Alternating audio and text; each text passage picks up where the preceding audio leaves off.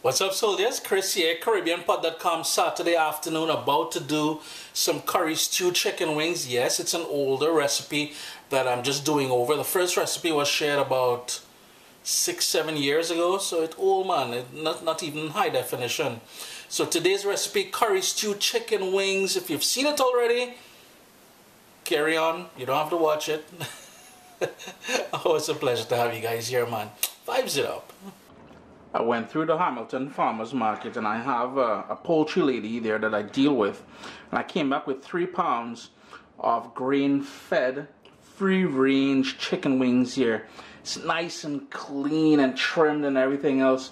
So the first thing we've got to do is to season this. And we're going to start off with some salt. Ooh, almost missed it there, boy. Some black pepper.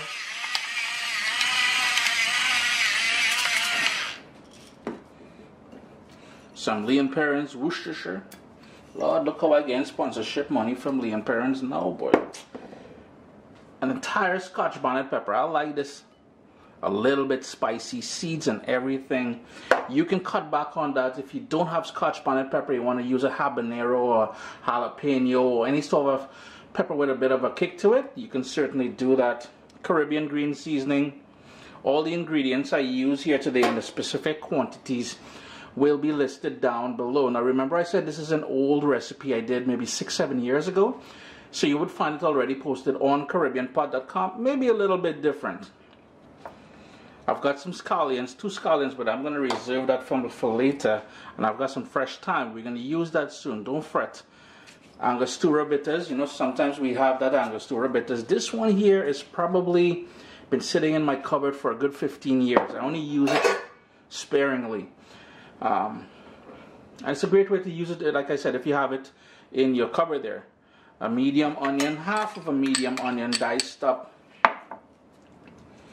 And if you're wondering, the Caribbean green seasoning is just a combination of garlic and ginger and herbs that we puree and we keep in the fridge for when we're marinating meats and vegetables and stuff like that. I'll have a link for that down in the description down there. Tomato. Yeah, we're not people complaining about a tomato, but trust me, that there, the acidity, plus it will help create that lovely, nice and thick gravy near the end. You're going to thank me for that one. And I know the ketchup police then will come out and start blah-blahing. You know, this is my dish, all on their backside. Don't put it if you don't want. A little bit of ketchup in there. I'm going to stir that, and then I'm going to allow it to marinate a couple hours. I'm not hungry, going straight away in the pot right now. You know, I just realized something. I was about to mix it up when I realized something. 2 things. One important, one not so important. If you've got ginger, grate some ginger in there. Man, that's going to add some wicked flavor to it. And I did say curry stew, but I forgot to add the curry powder in there. And this is my homemade curry powder. I'm going to go in with a dose of that in there. Now is when we're gonna mix it all up and allow it to marinate. I can't believe I forgot the curry powder, mama. Yo, what's going on with me, boy? I'm really hungry. In my pot here, I have a heaping tablespoon of brown sugar and about 1 teaspoon of vegetable oil. The oil isn't necessary, but I like using it still because that's the way I was taught how to do it, right? But you don't necessarily need that vegetable oil. All we're looking for here is this to go bubbly and frothy and then go amber in color. And this is where we're going to get that sort of stew or that brown stew. I still don't understand why people call it brown stew. It's not as if we have a green stew or a pink stew or anything like that. You really want to be faster. My heat is on high. You may want to turn on the fan in the kitchen on or open up the windows. It will get smoky. And there's where we're going to start adding the pieces of seasoned chicken wings. This is the stew part. The curry part is going in soon. Don't let it go black. As soon as it gets to that color there, you're going to start adding the pieces of chicken.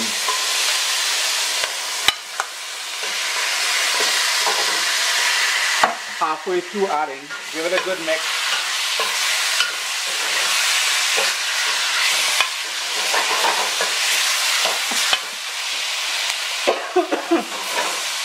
Yes, you should have Scotch bonnet pepper was introduced to that hot oil there.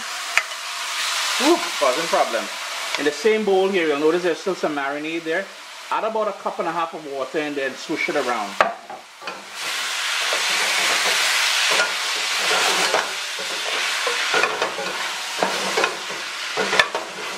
Put the lid on this now and bring it up to a boil. It will release its own natural juices, and that is exactly what we want. It's been about 3 minutes. It's already come up to a boil. I'm gonna give it another quick stir. And remember what I said about that tomato and everything else? Yo, that is where that gravy is gonna come from. So loud stoops for anybody complaining about me, my tomato, and my ketchup. Trust me on that. I'm going to turn my heat down now to medium, put the lid back on it, and let that go for about 10 minutes.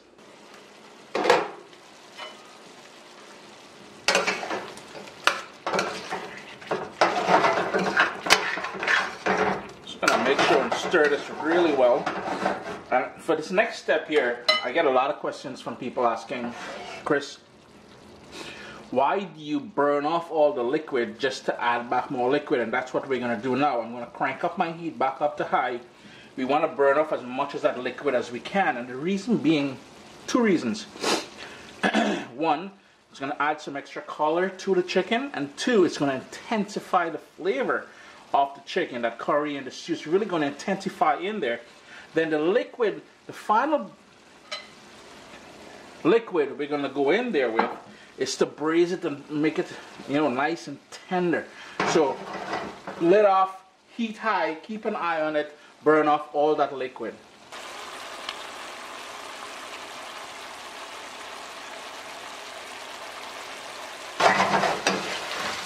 So you can see most of that sauce or that liquid is gone now. All we have is that thickness from that we started off with there, and that is because of the onion and tomato and curry powder, everything else. We're going to end up with a lovely gravy, trust me on that. So here's where we're going to go in now with that water. Give it a little shaky shake. We want to scrape down the sides a little bit. I know people will complain about the metal spoon, but again, my recipe. We're going to top it up with that fresh thyme there. Now here's the thing.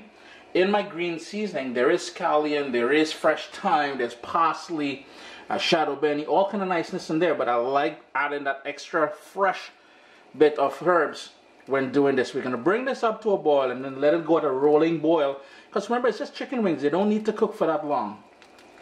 It's been going now for about 10 minutes, and what I forgot to mention to you all, I had the lid on there, but it's slightly ajar, so which means there's a space for all that steam and liquid to burn out.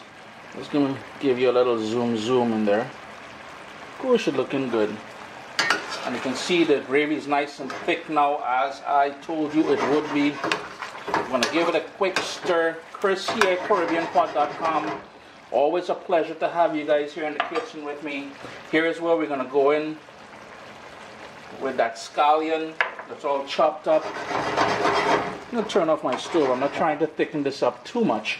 Always a pleasure to have you guys here in the kitchen with me. It was an older recipe we did maybe 6-7 years ago, but yo, it's still a classic. Slight differences in this one though.